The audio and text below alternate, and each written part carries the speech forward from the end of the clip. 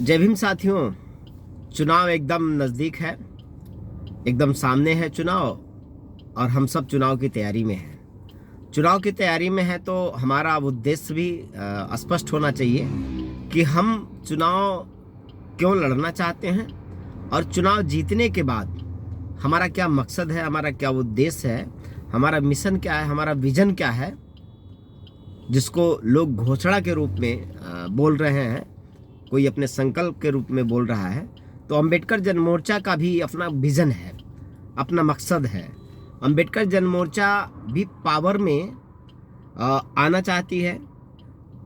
हम लोग भी चुनाव मैदान में हैं, हम लोग भी चुनाव जीतना चाहते हैं, और हम लोग चुनाव जीत करके हमारा मकसद क्या है यह भी आपको हम बताना चाहते हैं। जो अंबेडकर जन मोर्चा का जो विजन है, जो मकसद है, हम पावर में क्यों आना चाहते हैं। तो पावर में अगर अंबेडकर जन मोर्चा आती है और हम लोग चुनाव जीतते हैं, सदन में पहुंचते हैं, तो जो सबसे पहला हमारा जो विजन है, जो सबसे पहला हमारा डिमांड है और जो हम करेंगे, जो हम करना चाहते हैं, उत्तर प्रदेश के अंदर केजी से लेके पीजी तक, केजी से लेके पीजी तक एजुकेशन जो शिक्षा है वो सबके लिए हम मुफ्त करना चाहते हैं। क्योंकि साथियों, बाबा साहब डॉक्टर अंबेडकर का जो सबसे पहला सूत्र है वो एजुकेशन है, और एजुकेशन पर ही सरकार ने हमला कर दिया। सरकार डायरेक्ट ये नहीं कह रही कि हम आपको पढ़ने नहीं देंगे, लेकिन शिक्षा इतना महंगा कर रही है सरकार कि अब कोई गरीब आदमी अपने बच्चे को नहीं पढ़ा पाएगा। इसलिए अंबेडकर जन मोर्चा का यह मकसद है, यह उद्देश्य है, और हम अगर चुनाव जीतेंगे तो सबसे पहला जो यूपी में हम लोग काम करेंगे वो बिल्कुल केजी से लेकर के पीजी तक, क्लास 1 से लेकर के बिल्कुल पोस्ट ग्रेजुएशन तक,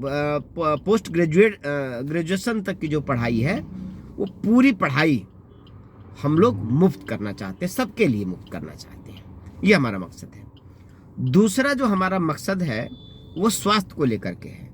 हर परिवार, हर घर में लोग कमा कम रहे हैं और दवा पे पैसा ज़्यादा खर्च हो रहा है, और ऐसे में लोगों को समुचित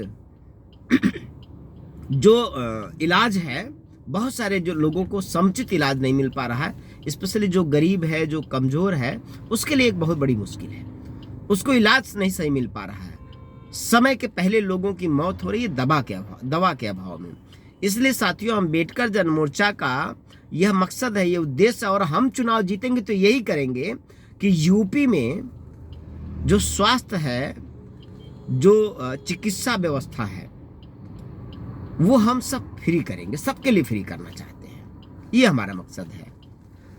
जो स्वास्थ्य से संबंधित सेवाएं हैं, वो सारी सेवाएं वो फ्री अंबेडकर जन मोर्चा करना चाहती है। ये मकसद हमारा, दूसरा मकसद। तीसरा मकसद हमारा है, तीसरा जो विजन हमारा, वो यूपी के अंदर वैसे तो देश भर में ये फार्मूला लागू होना चाहिए।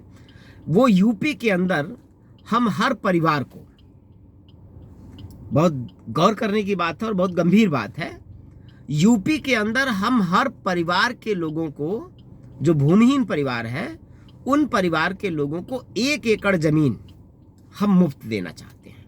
ये हमारा मकसद है। अंबेडकर जन मोर्चा पावर में आती है, श्रवण कुमार निराला चुनाव जीतते हैं, हम लोग चुनाव जीत करके सदन में जाते हैं, तो सबसे जो हमारा तीसरा जो विजन है, जो मकसद है, वो यूपी के अंदर जितने भी भूमिहीन लोग हैं, हर परिवार को 1 एकड़ जमीन हम फ्री में उनको देना चाहते हैं। अब 1 एकड़ हम जमीन देना चाहते हैं तो बहुत सारे लोग क्या कहेंगे कि नहीं, जो जिनके पास ज़मीन है आप उनसे छीन कर देना चाहते हैं। हम छीन कर किसी की ज़मीन नहीं देंगे।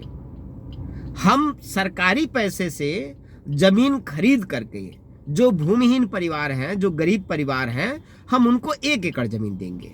आप जानते हैं कि देश के अंदर नेशनल हाईवे बनता है, 4 लेन 6 लेन बनता है, तो आखिर वो सारी लाखों एकड़ ज़मीनें, कईयों लाख एकड़ ज़मीनें सरकार पैसा दे के खरीदती है ना, और जिनसे ज़मीन ली जाती है वो कई गुना रेट दे के ली जाती है। तो जब नेशनल हाईवे के लिए ज़मीनें खरीदी जा सकती हैं तो भूमिहीन गरीबों को देने के लिए जमीन क्यों नहीं खरीदी जा सकती है?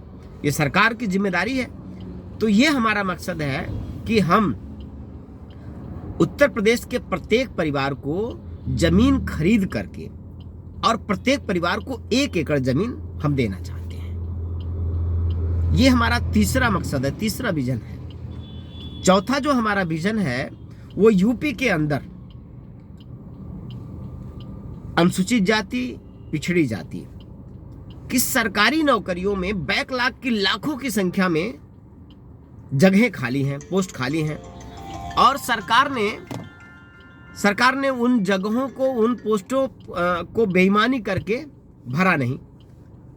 तो जो अगर हम पावर में आते हैं, हम चुनाव जीतते हैं, तो हमारा जो चौथा विजन है वो SC ST OBC का जितना भी बैकलॉग के पदे खाली हैं यूपी के अंदर सरकारी विभागों में, उन सारी सरकारी विभागों में बैकलॉग के पद स्पेशल अभियान चला करके, और SC ST OBC के जितने भी बेरोजगार हैं, ये लाखों के पद हैं, उन सभी बेरोजगार नौजवानों को रोजगार हम देंगे। ये हमारा मकसद है, ये हम करेंगे, ये हम चाहते हैं करना।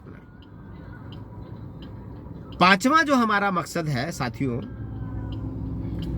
ये भी एक बहुत ही इम्पोर्टेंट मकसद है। जो समाज की हमारी गरीब बेटियां हैं, गरीब परिवार हैं, जो गरीब बेटियां हैं, वो माँ बाप के सर पे बड़ी जिम्मेदारियां हो जाती हैं, और समाज की ऐसी व्यवस्था है कि अब 10-20 हज़ार रुपया में बेटियों की शादी नहीं हो सकती है, और सरकारें मजाक करती हैं। 20,000-25 हज़ार रुपये का अनुदान, वो भी उसमें इतना ज़्यादा फॉर्मेलिटी लगा देते हैं कि समाज कल्याण के दलाल आधा पैसा खा जाते हैं, और बीच में जो दलाल लगे रहते हैं वो गरीबों की बेटियों की शादी का पैसा खा जाते हैं।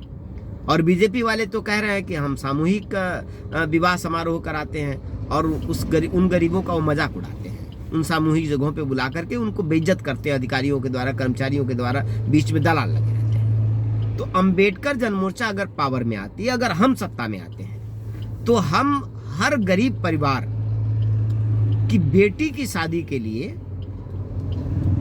2 लाख रुपया अनिवार्य रूप से हर परिवार को हम देंगे। गरीब बच्चियों की बेटी की शादी के लिए 2 लाख रुपया हम हर परिवार को देना चाहते हैं, हम देंगे। जब 2 लाख रुपया कम से कम होगा, तब जाके सम्मानजनक किसी की भी बेटी की शादी हो सकती है। नहीं तो 20,000, 25,000, 50,000 रुपया जो देने वाली जो बात करते हैं लोग, उन्हीं से जो लोग योजना बना रहे हैं उनसे पूछिए कि क्या आप अपने 20,000, 25,000, 50,000 में अपनी बेटी की शादी कर पाओगे?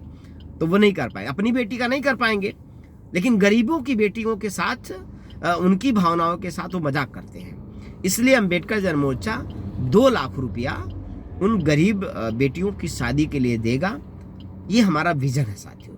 इसके साथ कई और विजन हैं, हम आपको समय समय पे बताएंगे, और ये हमारा संकल्प है। इन विजनों पे हम काम कर रहे हैं, और बहुत सारे महत्वपूर्ण विजन हम आपको आगे भी बताएंगे।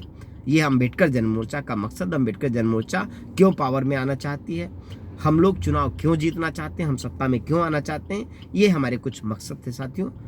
आपको आगे हम अगली जानकारी देते रहेंगे। जय भीम।